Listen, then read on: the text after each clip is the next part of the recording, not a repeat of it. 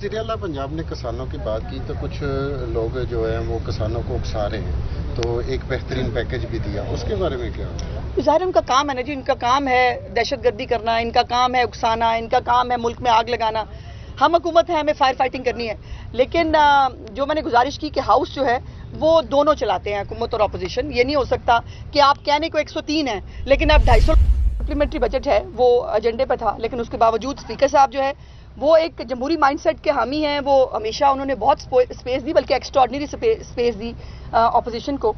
और आज जो हरकत इन्होंने की स्पीकर साहब ने जो एक तरीकाकार होता है कि हाउस को स्मूथली चलाने के लिए हुकूमत और अपोजिशन को जो है वो लेके बैठते हैं। स्पीकर साहब कस्टोडियन है, उन्होंने कोशिश की, बिजनेस एडवाइजरी कमेटी के अंदर भी उन्होंने बात की कि जो है वो सीएम साहब तकरीर करें, उसके बाद अपोजिशन लीडर्स को रिबट कर दें। यही एक जमहूरी तरीकाकार है।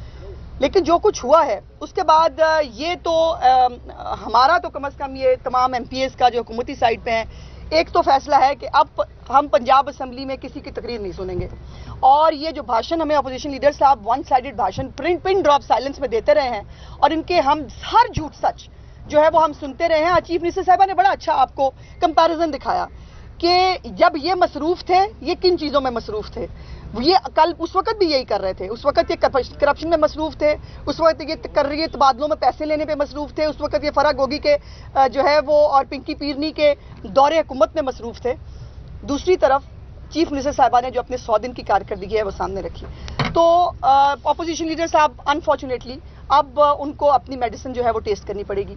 दूसरी एक बात यह है कि उठते उठते स्पीकर साहब ने जो है वो ये कहा कि वो अपना रूल 210 जो है वो इन्वोक करेंगे, जो उनको पावर देता है कि हाउस की कार्रवाई को स्मूथ चलाने के लिए जो इकदामात उनको लेने चाहिए। अल्लाह जाने वो इकदामात क्या होंगे, लेकिन मेरी बहुत पुरजोर सिफारिश होगी।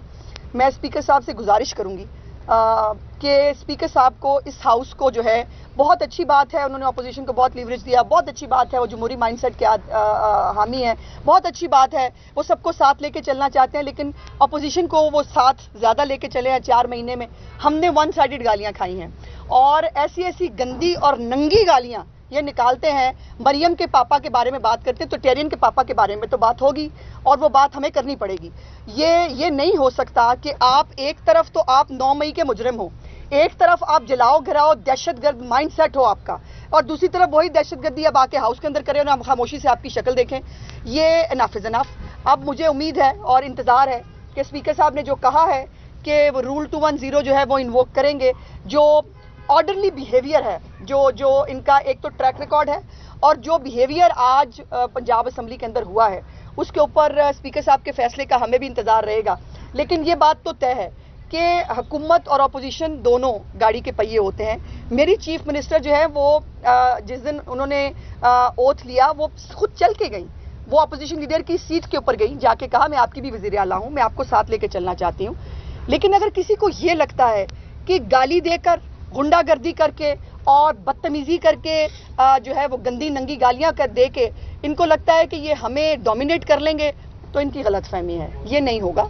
और हम इंतज़ार करेंगे कि स्पीकर साहब इस पे क्या फ़ैसला फरमाते हैं। लेकिन हमने अपना फ़ैसला जो है वो यकीनन एज ए पार्लियामेंट्री पार्टी हमने ये फ़ैसला जो है वो कर लिया है कि हम जो है वो अब अपोजिशन को जैसा करेगी वो वैसा हमसे रिसीव करेगी इंशाअल्लाह ताला। और अपोजिशन लीडर जो है अब उनको जो लिबर्टी मिलती है ना भाषण देने की, हमें जो है वो बिल्कुल पिन ड्रॉप साइलेंस के साथ, वो अब उनको मुयस्सर नहीं होगी। शुक्रिया। अजमा साहब ये बताइएगा कि बिजनेस एडवाइजरी में क्या तय हुआ था? बारी बारी 55 के करीब हमने गिनती की। आप क्या समझते हैं कि जो रूल 201 है उसके तहत इन सबको एक्सपेल किया जाएगा या कोई ये और स्पीकर साहब का इख्तियार है? आपकी क्या ये स्पीकर साहब का इख्तियार है। देखिए आज की बात नहीं है, इन्होंने वतीरा बना लिया है। जब उठते हैं, देखिए बजट पे तकरीर करते हुए मरियम नवाज साहबा को गाली देना, जो है वो हमारी लीडरशिप के बारे में गंदी जबान इस्तेमाल करना, ये इख्तियार इनको कहाँ दिया है?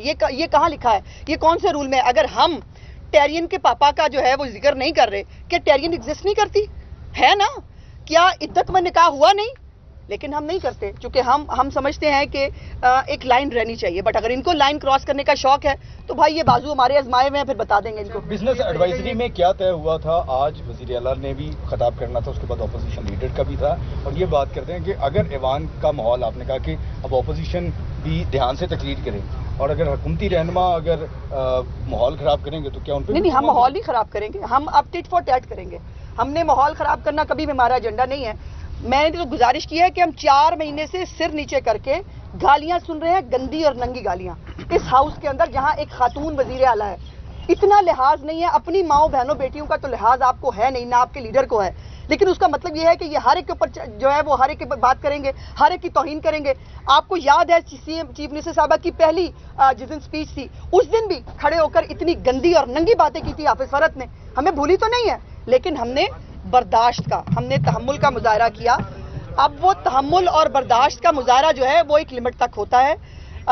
یہ اب دیکھتے ہیں اسپیکر صاحب کی یہ ڈومین ہے کہ اسپیکر صاحب اس پہ کیا فیصلہ کرتے ہیں.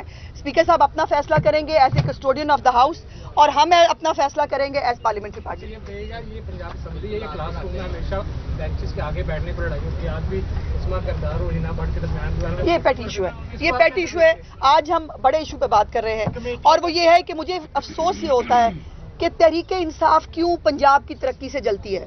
تحریک انصاف کو کیوں تکلیف ہے پنجاب کی ترقی سے جو مریم نواز شریف صاحبہ کر رہی ہیں. ان کو بزدار جیسا ٹوٹ بٹوٹ جو